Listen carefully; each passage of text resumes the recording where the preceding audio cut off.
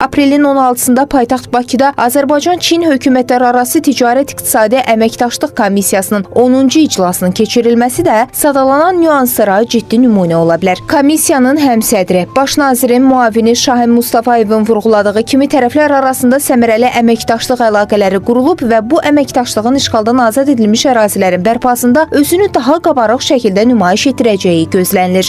Çin Cənubi Qafqaz siyasətini həyata keçirərkən Azərbaycanla bu istiqamətlərdə əlaqələrin inkişafını əsas prioritet hesab edir və Çinlə əlaqələri inkişaf etdirməsi məhz Azərbaycanın iqtisadi inkişafına, həmçinin şərqlə qərbi arasında bir balans yaratmağa gətirib çıxaracaq. Bu Azərbaycan xarici siyasətinin uğurudur və Azərbaycanın iqtisadi təhlükəsinin təmin edilməsi istiqamətində mühüm addımdır. Düşünürəm ki, yeni siyasi mərhələdə Çin-Azərbaycan əlaqələri daha da inkişaf edəcək.